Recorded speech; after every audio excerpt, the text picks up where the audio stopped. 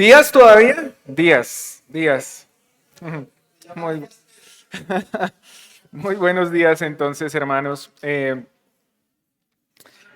Quiero empezar con una frase que dijo alguna vez un hermano y es, si hoy fueras enviado a juicio por ser acusado de ser creyente, ¿tendrían pruebas suficientes para condenarlo?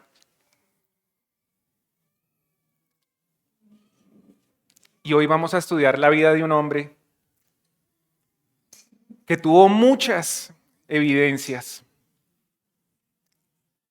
pero muchas evidencias de ser creyente, a tal punto que fue asesinado.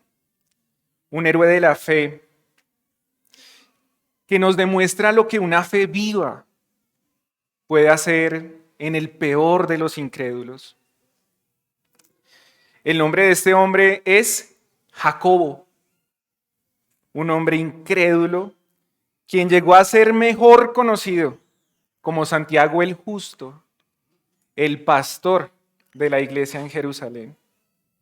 Y quiero para eso que vayamos a la carta de Santiago, en el capítulo 1, el versículo 1. Creo que ya de tanto leerlo, uno hasta se lo aprende, ¿no es cierto? De memoria, ¿sí? Entonces, empieza diciendo, ¿cómo dice? Santiago, siervo de Dios y del Señor Jesucristo, a las 12 tribus que se hallan, ¿qué? Dispersas, saludos. De este hombre Santiago vamos a hablar. Quiero que nuevamente le pidamos al Señor que nos ayude y que me ayude. Padre, realmente hay días de días, Señor. Hay días en los que nos sentimos más fuertes, otros días de verdad nos sentimos muy débiles, Señor. Yo sé cómo estoy, pero tú sabes cómo están mis hermanos, Señor. El propósito de cualquier enseñanza, Señor, es traer esperanza, consuelo, paciencia, llamar al hombre perdido. Y obviamente, Señor, ¿quién soy yo, Señor, para poder hacer algo así? Como dijo Santiago, solo yo soy un siervo, Señor. Yo te ruego, Dios mío, que a los que están escuchando, tú les concedas, Dios mío, el entender. Y a mí, Señor, me des la fuerza necesaria, Dios mío, para predicar tu palabra. Te lo pido, Señor, por favor. Amén. Amén. Bien. Entonces, como vamos a empezar el estudio de la carta a Santiago, lo primero que quiero aprender, o quiero que aprendamos más bien, es quién fue su autor. ¿Bien? Para algunos, el solo nombre de Santiago ya es un problema. ¿Sí? Ya de inicio les incomoda. ¿Por qué Santiago? Si es que en el original dice Jacobo. Por ahí alguna vez escuché a un señor que, pues bueno, es de una rama, una denominación, y dijo, eso es algo del diablo. Está transformando la palabra de Dios porque quiere confundirnos. Y yo, bueno, yo trataba de entenderlo y yo decía, bueno, pero yo no le hallo mucho problema a que diga Santiago. Pero él decía, no, es que por ahí empiezan. Entonces digo, bueno, pues así lo expresó él. Y él dice, por ahí empiezan. Pero la verdad yo no le hallo mucho problema a que él se llame Santiago, ¿sí? Lo cierto es que surge como el inconveniente más bien de tener que explicar quién es él, ¿no es cierto? Porque tenemos que navegar quién es Santiago, quién fue Santiago, posiblemente cuál Santiago fue, ¿sí? Pero el caso es que el nombre de Santiago viene en español del latín que dice Sanctus Jacobus. Bueno, eso ya no sonó a San Jacobo, ¿no es cierto? Pero por el uso terminó convirtiéndose en Santiago. Pues yo no comparto lo que dice aquel hermano, pero creo que ese no es el problema ni el inconveniente. Pero que si hubiese sido traducida la Biblia, ¿cuál hubiera sido el mejor? ¿Jacobo o Santiago? Pues Jacobo, ¿no es cierto? Así yo me hubiera evitado todo este tema. Y ya hubiera empezado a decir Jacobo, siervo de Dios y el Señor Jesucristo, y ya hubiera empezado. Pero ese es el único problema, ¿verdad? Y de hecho, el nombre más familiar para nosotros es Jacobo. Cuando nosotros leemos el Evangelio o los Evangelios, para nosotros es más familiar el nombre de Jacobo, ¿no es cierto? En ninguno de los Evangelios leemos Santiago, ¿o sí? No leemos. Bien. Lo cierto es que en el Nuevo Testamento se menciona por lo menos 4 hombres llamados Jacobo. Y lo que nos interesa saber es cuál de ellos fue el autor de la carta. El primero de ellos es el padre de uno de los apóstoles, que se llamaba Jacobo. Y entonces a él ya descartémoslo, ¿no es cierto? No fue una persona muy reconocida, no fue una persona muy, ¿cómo se puede decir? No sobresalió mucho, solo se nombró ahí en la lista de los apóstoles. Quedan los otros 2 hermanos, o los otros 2 Jacobos, perdón, que son parte de los 12 apóstoles del Señor Jesús. Que está Jacobo, hijo de Alfeo, y está Jacobo, el hijo de Zebedeo. ¿Bien? Entonces, en el caso del hijo de Alfeo, también lo podemos descartar porque fue uno de los apóstoles que permaneció en el anonimato. ¿Sí? Pero nos queda el otro Santiago. Este Santiago, el hijo de Zebedeo, ese sí que lo conocemos, porque es uno de los 3 más cercanos al Señor Jesús. ¿Sí lo tenemos presente? Siempre estaban entre los 3, ese Santiago.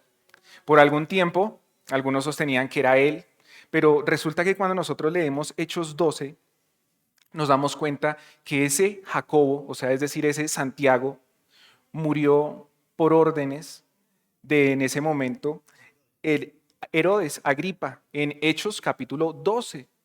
Según se entiende, la carta fue posterior a ese hecho, o sea que también descartamos a ese Santiago. O sea que nos queda un Santiago. Y ese Santiago todavía es más complicado, porque es Santiago el hermano del Señor Jesús. Bien, entonces, este Santiago, que es el hermano del Señor Jesús, es el que más probabilidades tiene de ser el autor. ¿Por qué? Porque ese Santiago era el más conocido por la iglesia. Por eso es que nosotros leemos así en Santiago, siervo de Dios. No leemos Santiago, yo soy, o se acuerdan, no, nada. Yo, Santiago, un hombre conocido por la iglesia. Un hombre conocido y reconocido por la iglesia. Así que no necesitaba de mucha presentación para que todos entendieran quién era. Y a mí, aquí es donde yo creo que todos hemos llegado al mismo punto. Todos los que en algún momento hemos tenido que exponer la carta a Santiago, siempre llegamos al mismo punto. Y es, si es Santiago, el hermano del Señor Jesús, ¿qué fue lo que le pasó a este hombre? ¿Qué fue lo que le sucedió? Este hombre era un incrédulo. Este hombre creía que Jesús estaba loco. ¿Qué fue lo que le pasó? Porque cuando yo leo Santiago, él dice una frase y dice, hermanos, cualquiera que le pida a Dios, pida con fe, sin dudar. Él, el incrédulo, hablándonos de fe, algo le pasó. Algo que yo quiero que hoy a usted le pase. Algo que yo quiero que también a mí me pase, porque ¿saben qué pasa? Como creyentes a veces también somos incrédulos. Nuestra fe cae, nuestra fe se trastoca. Y entonces necesitamos tener un encuentro con ese Señor para que nosotros podamos hablar con ese valor y decir, hermanos, si van a pedir al Señor, pidan con fe, sin dudar. Y eso es un regalo, una gracia de nuestro Señor. Ahora, para conocer qué fue lo que le sucedió a este Santiago, quiero que veamos 3 etapas de la vida de Santiago. Entonces, la primera etapa va a ser Santiago el incrédulo. La segunda etapa va a ser Santiago el creyente. Y la tercera etapa va a ser Santiago, el siervo de Dios y del Señor Jesucristo. ¿Qué tal esas tres etapas? Vamos a empezar por la primera. El Evangelio de Marcos nos cuenta de una ocasión en la que el Señor Jesús predicó en una sinagoga. Y ahí estaban todos los que lo conocían desde niño al Señor Jesús. Conocían a José, conocían a María. Y escuchen lo que dijeron cuando el Señor Jesús predicó. ¿No es acaso este el carpintero? ¿No es el hijo de María? ¿No es acaso su hermano Jacobo, o sea, Santiago? ¿No es su hermano José, Judas, Simón? ¿Acaso no están sus hermanas con nosotros? Y dice que la gente se escandalizaba. O sea, que de este pasaje entendemos que el Señor tuvo por lo menos 6 hermanos. Para muchos esto es incómodo, esto es una blasfemia. ¿Cómo vamos a decir que José y María tuvieron hijos como un matrimonio normal? Si nosotros hacemos eso, estamos atentando contra el dogma de María siempre virgen. Y es más, muchos nos van a decir que somos unos irrespetuosos. Y hasta eso es imperdonable. Yo le perdono todo, menos que usted me diga que la Virgen María no fue virgen. Y eso nos lo han dicho muchos y varios. Los católicos que creen que María siempre fue virgen, pero que a Jacobo se le dice que Jacobo es un hermano, lo dicen así. Bueno, voy a decir lo siguiente. Resulta que ¿qué les digo yo? En el siglo IV llegó un hombre llamado Epifanio y dijo, sí, Jacobo sí fue hermano del Señor Jesús, pero tenemos que entender que fue hermano del Señor Jesús porque José tuvo un matrimonio anterior y él ya era viejito y resulta que se casó con María siendo jovencita y entonces como ya estaba tan viejito se murió y entonces ella se quedó con los hijos del hombre. Eso dijo Epifanio. ¿Por qué? Pues porque él era un teólogo o un obispo que creía en la Virgen María. Pero después llegó San Jerónimo y dijo, no, eso no es tan así. No. Lo que sucedió es que a los hermanos son primos. Porque no, es que era una costumbre llamar a los hermanos primos. Y a mí me da mucha pena con Jerónimo. Yo no tengo la teología que él tiene, pero yo le puedo decir que en la Biblia primo es primo y hermano es hermano. Pero mi punto acá no es que entremos a pelear por ese tipo de cosas, ¿verdad? Lo que nosotros como creyentes, o como dijéramos ellos, que nos llaman los protestantes, los contestones, de una forma despectiva más bien, los que todo refutan, los que todo dicen esto y no, yo creo otra cosa, los que protestan por todo. No es el punto pelear por eso. Si usted es creyente, igual que el católico, creemos lo mismo, ¿no es cierto? Que el Señor Jesús nació de una virgen. Que si María fue virgen después de que tuvo al Señor Jesús o no, eso no afecta a nuestra salvación, ¿o sí? Lo que sí afecta a nuestra salvación es que creamos que María salva. Si yo deposito mi fe en María creyendo que ella es la que me va a salvar, ahí sí mi fe falla. ¿El único mediador entre Dios y los hombres es María? No. ¿Quién es? Jesús, Jesucristo, hombre. Ahí tenemos que estar claros. Si no, vamos a pelearnos con los católicos porque no es el punto, no es el caso. No hay por qué pelear por eso, ¿verdad? Entonces, lo que sí tenemos que entender es lo siguiente. Este Santiago creció en un hogar piadoso. ¿Quién fueron los padres de Jacobo? Pues José y María. ¿Ustedes creen que José fue un hombre piadoso? Pero por favor, claro que sí. ¿Ustedes creen que la Virgen María fue una mujer piadosa? Pero por supuesto que lo fue. Estos hombres nacieron en esa familia. Habían sido criados, educados en una familia piadosa, como una familia judía, enseñándoles la Biblia, el Antiguo Testamento, ¿verdad? Así crecieron estos hombres. De hecho, el tema acá radica en lo siguiente. Ustedes se imaginan sentarse a la mesa. Yo no sé ustedes cuándo hacen el devocional en su casa, no sé si al almuerzo, al desayuno o en la noche, pero imagínense ustedes ahí sentados. Yo me siento con mi esposa ahí a la mesa y las dos niñas. Y entonces uno, bueno, ¿qué libro estamos leyendo? Vamos a leer la Biblia. Entonces sacamos y empezamos a leer.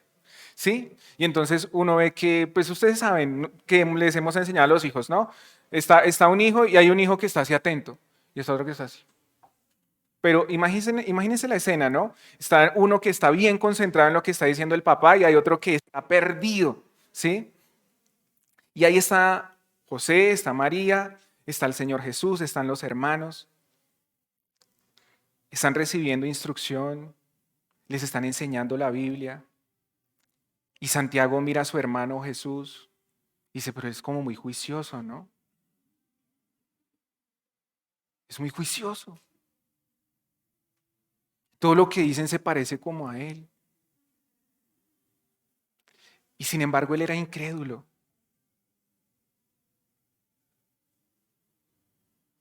A pesar de que estaba en un hogar piadoso, a pesar de que comía al lado del Señor Jesús, era un incrédulo.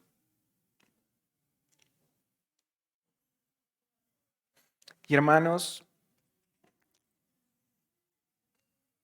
todos hemos comenzado por ese punto, ¿no? Todos hemos sido incrédulos. Nacer en un hogar cristiano es una gran bendición. A diferencia de los demás, no vamos a practicar los pecados que practican los otros. Esa es la ventaja de nacer en un hogar cristiano, ¿verdad? Nuestros hijos no van a practicar los pecados del otro. No van a pasar por las consecuencias que pasan los otros. Sin embargo, nacer en un hogar cristiano no los salva. Santiago recibió la mejor enseñanza bíblica y sin embargo era un incrédulo. Evidentemente que recibir una instrucción cristiana es de gran bendición, obvio que sí. Es por medio de la predicación de la palabra que viene la fe. Es por medio de enseñarle a nuestros hijos la palabra, enseñarles, predicarles. Es nuestra responsabilidad. Al mismo tiempo que modelarla, que vivirla. Y cuando nosotros hacemos eso, lo que debemos es descansar en el Señor. Confiar en que el Señor hará su obra en nuestros hijos. Nosotros, hermanos, como padres, hemos orado por nuestros hijos. ¿Ustedes han orado por sus hijos? Hemos llorado por nuestros hijos. Hemos pedido por nuestros hijos. Nos hemos arrodillado y les hemos dicho, Señor, ayúdame, por favor, te pido por mi hijo, te pido por mi hija. Hemos hecho cambios radicales en nuestra vida por amor a nuestros hijos. Pero cuando estamos a la mesa y los vemos distantes, nuestro corazón se vuelve como nuditos, ¿verdad? Porque los vemos tan distantes, tan lejanos. Pero hermanos, no nos sintamos abrumados. Porque es cierto, no vemos el cambio que queremos en nuestros hijos ya. Pero debemos descansar en el Señor. Debemos confiar en su bondad. Debemos saber que nosotros hemos predicado la palabra, enseñado la palabra, modelado la palabra. Es una angustia piadosa de pronto decir, yo ando angustiado porque mi hijo no cree. Pero es una angustia. Y es una angustia que tenemos que entregar al Señor. Descansar en Él. Nuestro reto es enseñarles la palabra. Hablarles la palabra cuando estemos en la casa, cuando salgamos a la calle. Hay una escena muy bonita cuando uno lleva a los niños al colegio, ¿no? Uno ve que va la mamá y los dos hijos, y hay uno que, he visto, la mamá va así de la mano y van rezando. Padre nuestro que estás en el cielo, santificado. Y repita, y la mamá, repita, mamá y mamá. Y se van así por la calle, lo he visto. He visto también que le dice, mijo, usted ya tenía que estar listo, siempre lo mismo, 15 minutos antes. Y se lleva al niño ahí regañando, el niño sacudido ahí por todo lado. Pero también he visto cuando los papás le dicen, no, hijo, no es así. No, hijo, no es así. Y también veo cuando el papá le enseña, cuando la mamá le instruye, mientras caminan al colegio, mientras van caminando, van hablando, si ves eso, si ves aquello, si ves lo uno, si ves lo otro. Y yo he visto eso. Hermanos, eso es lo que tenemos que hacer. Cuando vamos caminando con nuestros hijos en la casa, cuando se acuestan, cuando se levanten. Pero de la mano, mi hermano, con la vida. ¿De qué sirve todas esas palabras si en nuestra vida somos un fracaso? Solo son palabras huecas. Entreguemos nuestros hijos a Dios. Yo sé que lo que nosotros más queremos es que se conviertan ya, pero nosotros tenemos que hacer nuestra parte. Santiago fue un incrédulo. Además creía que el Señor estaba loco, pero el Señor en su gracia, ¿qué hizo? Lo rescató, lo salvó. Hermanos, esto también aplica para ustedes que le predican a las personas que aman. Cuando le predican a la mamá, cuando le predican al papá, cuando le predican al hermano. ¿Qué tenemos que pensar? Miren, cuando nosotros estamos evangelizando, hay 3 personas. El incrédulo, el creyente y la tercera persona es Dios. Nosotros tenemos que dejar que cada uno haga su rol. Cuando usted predique, entienda que el primer rol lo tiene Dios. Dios es el que llama. Dios es el que salva. Dios es el que concede el arrepentimiento. Dios es el que da la fe. Dios, de Dios procede todo lo que es la salvación. De Dios. Yo no lo puedo salvar. Por más que me esfuerce, por más que grite, por más que actúe, yo no lo puedo salvar. Entonces yo no puedo hacer lo que le corresponde a Dios. Hay otra persona, el incrédulo. ¿Qué le corresponde al incrédulo? Aceptar o rechazar. Si rechaza, él es culpable, ¿verdad? ¿Cuál es el rol de él? Aceptar. ¿Yo puedo hacer eso por él? No, pero uno quisiera. Uno dice, ¿cómo quisiera yo metérmele en la mente, en el corazón y que dijera que sí? Pero no. Eso le corresponde a él. ¿Pero qué es lo que le corresponde a usted? Predicar. Ese es el rol que tenemos nosotros. Nosotros no podemos hacer lo que hace Dios. No vamos a poder hacer lo que debe hacer el incrédulo. Pero sí podemos hacer algo. ¿Y qué es? Predicar. Eso sí que lo hizo muy bien José. Eso sí que lo hizo muy bien María. Eso sí que lo hizo el Señor Jesús en todo momento. Y eso es lo que nosotros también estamos llamados a hacer. Ahora llegamos a la segunda etapa, Santiago el creyente. Llegamos a la siguiente etapa de la vida de Santiago. Y ahora nosotros lo vemos en el aposento alto, después de que el Señor sube al cielo. Y de repente lo vemos como un hombre convertido.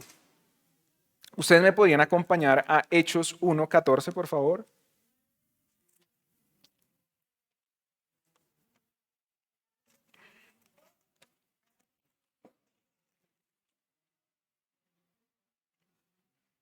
Uy, casi me como la hostia. Estaba ahí. Bien. Hechos 1:14. Dice, 13, perdón, sí, Hechos 1:13 al 14. Dice, cuando llegaron, subieron al lugar donde se alojaban Esteban. Estaban allí. Estaban allí. ¿Sí ven? Por ahí empiezan. Pedro, Juan, Jacobo, Andrés, Felipe, Tomás, Bartolomé, Mateo, Jacobo, hijo de Alfeo, Simón el Celote y Judas, hijo de Jacobo. Todos en un mismo espíritu se dedicaban a la oración junto con las mujeres. ¿Y con quién? Con los hermanos de Jesús. ¿Y con quién? y con su madre María. Oiga, ¿qué pasó? Ese no es el Santiago que decía que su hermano estaba loco. Ese no es el Santiago que dice que no creía en él. Lo vemos orando. Lo vemos con los demás creyentes. ¿Cómo es que Santiago aparece aquí orando? ¿Cuándo fue que se convirtió este hombre? ¿En qué momento creyó? El apóstol Pablo nos cuenta en 1 Corintios 15 qué fue lo que pasó. Escuchen, por favor. Dice Pablo así: ahora, hermanos, quiero recordarles el evangelio que les prediqué. El mismo que recibieron y en el cual se mantienen firmes. Mediante este evangelio son salvos si se aferran a la palabra que les prediqué. De otro modo, habrán creído en vano, porque ante todo les transmití a ustedes lo que yo mismo recibí, que Cristo murió por nuestros pecados según las Escrituras, que fue sepultado, que resucitó al tercer día según las Escrituras, y que se apareció a Cefas, y luego ¿a quién? A los 12. Después se apareció a más de 500 hermanos a la vez, la mayoría de los cuales vive todavía, aunque algunos han muerto. Luego se apareció ¿a quién? A Jacobo. Más tarde a todos los apóstoles. Y por último, como a uno nacido fuera de tiempo, se apareció a mí. Hermanos, es evidente que el Señor llama por medio de su palabra. Unos lo siguen, otros lo rechazan. Unos fueron llamados por Dios de forma sobrenatural, como Pablo, ¿verdad? Camino a Damasco. Pero otros fueron llamados por Dios de una manera más discreta, como Timoteo. Dice que su mamá y su abuela le enseñaban la palabra. Dios quiso que Jacobo fuera llamado así, de una forma milagrosa, a través de la aparición del Señor Jesús. Y acá nos podemos preguntar, o sea que el Señor Jesús se le pudiera parecer a un incrédulo en estos tiempos. Y esa pregunta es difícil, ¿no es cierto? Porque uno ya empieza diciendo, cuando uno empieza a decir qué puede hacer o no Dios, ya uno se metió en un problema, porque Dios es Dios.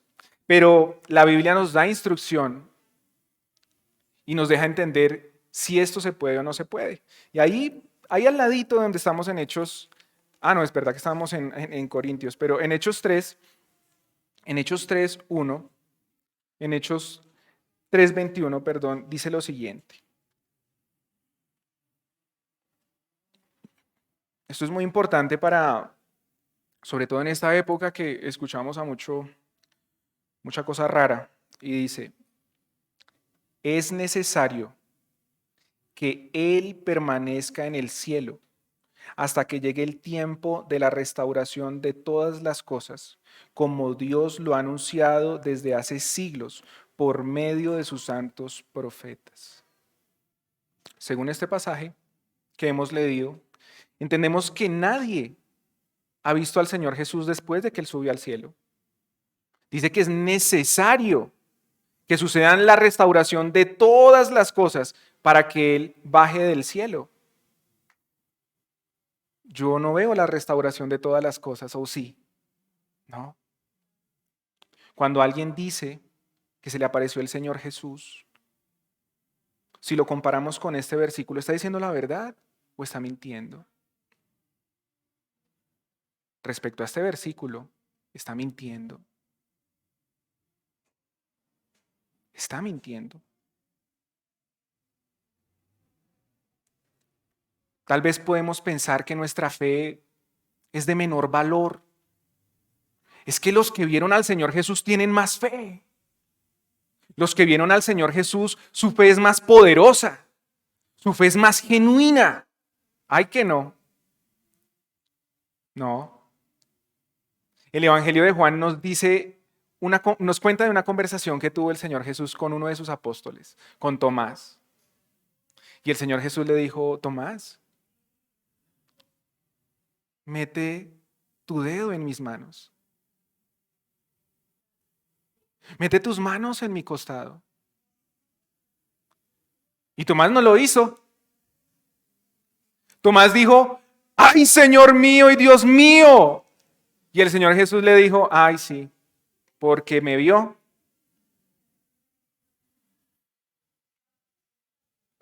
Pero más bienaventurados los que aún sin verme creen. Nuestra fe no es menor. Nuestra fe no es más pequeñita que los que lo vieron. Hermanos, el medio que Dios usa para llamarnos a su salvación es por medio de la predicación del Evangelio. El apóstol Pablo en Romanos dice, no me avergüenzo del Evangelio porque ¿qué? Porque es poder de Dios para salvación. Es por medio de la predicación de la palabra. Ahora volvamos a Santiago. Cuando él creyó, lo vemos en el lugar que Dios quería que él estuviera. Santiago el creyente ahora es obediente. El Señor Jesús les dijo que tenían que estar ahí, en Jerusalén. ¿Y en dónde estaba Santiago? Ahí, en Jerusalén. Hermanos, esa es una evidencia infalsificable de cualquier creyente, la obediencia. Ese es un creyente.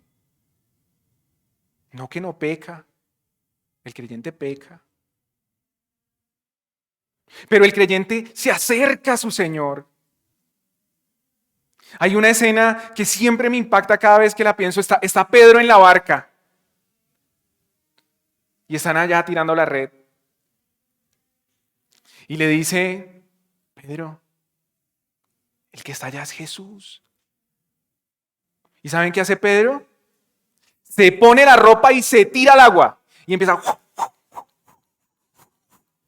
Y llega. ¿Saben por qué?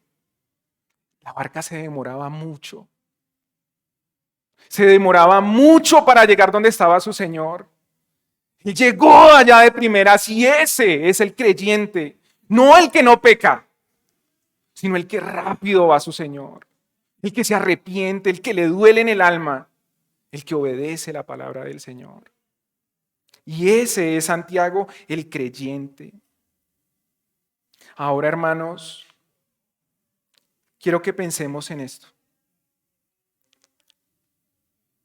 El amor al Señor no es un sentimiento infantil. El amor al Señor es una obediencia madura, de entrega, de servir con el corazón. Y aquí en este punto es donde los creyentes ya estamos listos para servir. Cuando nuestro carácter es transformado. No podemos servir a Dios con este carácter. Tenemos que ser transformados para poder servir a nuestro Señor. Y acá vemos a un Santiago transformado, obediente, creyente, que está orando, que está donde el Señor quiere que esté. Ahí está Santiago. Y acá llegamos a la tercera etapa de la vida de Santiago, el siervo del Señor. Cuando Santiago dice que él es el siervo del Señor, no lo hace como algo despectivo. No lo dice, bueno, sí, yo soy un vil servidor más. No. Yo soy un vil esclavo, no. Cuando Santiago dice que él es siervo del Señor, está diciendo que él está dedicado de tiempo completo a servir a su Señor. Eso es ser un siervo. No es algo vil, no es algo miserable.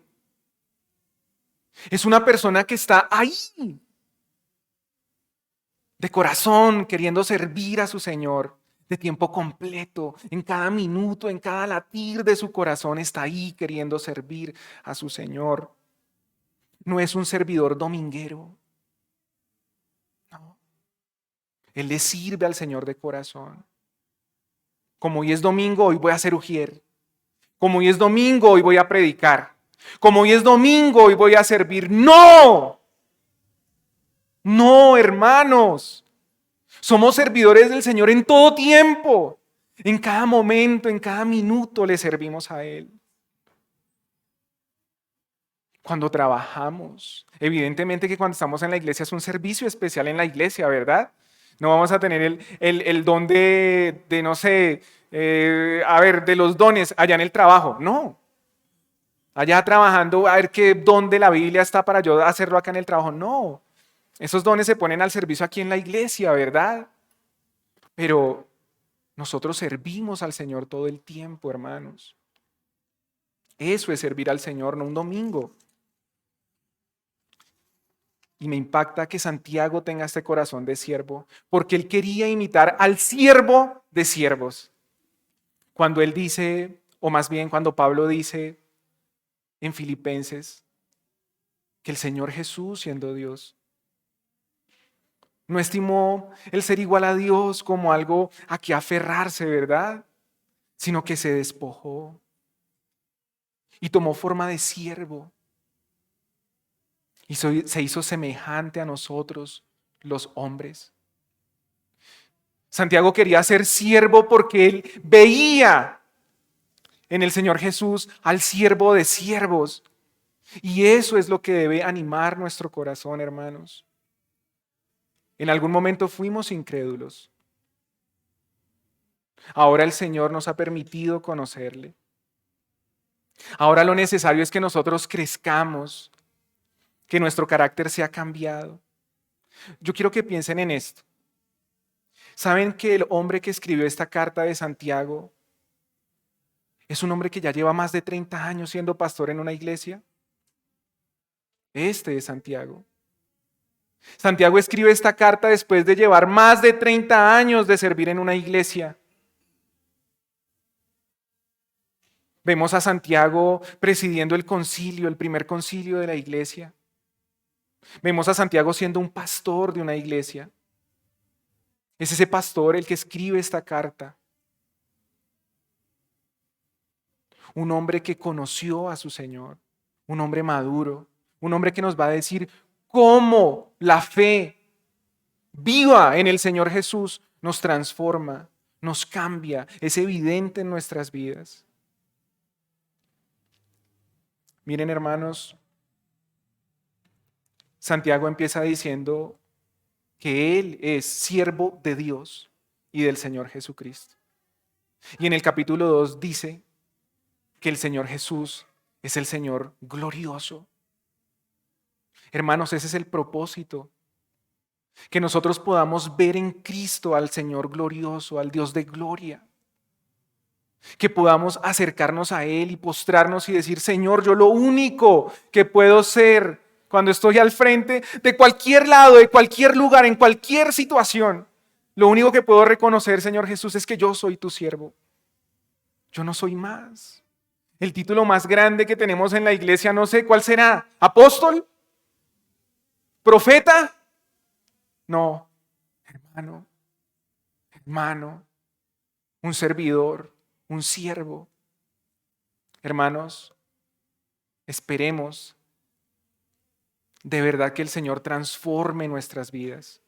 Así como Dios hizo este milagro tan poderoso en la vida de Santiago, el Señor Jesús también lo puede hacer en nosotros.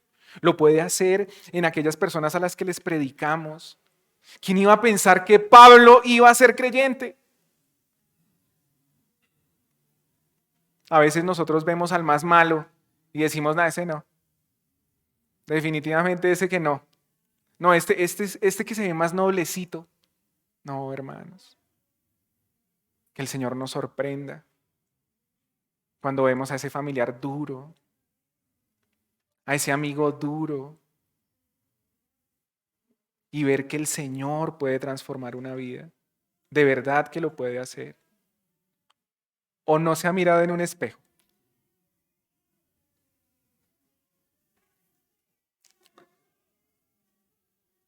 Los que servimos al Señor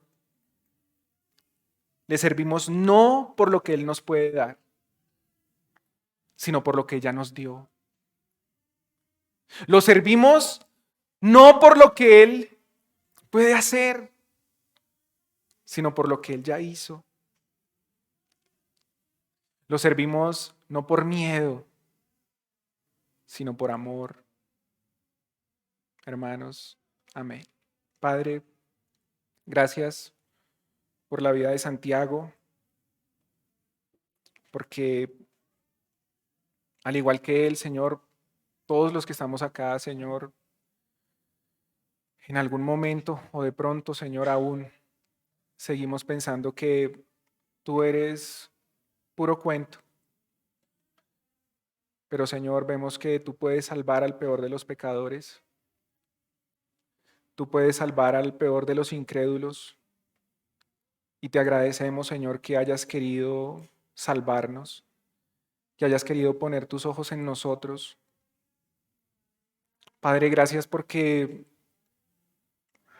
yo sé que cuando enfrentamos diferentes pruebas, como Santiago también nos va a explicar, nos perdemos, nos abrumamos, Señor, perdemos el norte de quién eres. Pero Padre, permítenos, Señor, volver a poner nuestros ojos en ti, que nuestra fe tambalea a veces siendo creyentes, a veces seguimos desconfiando, Señor.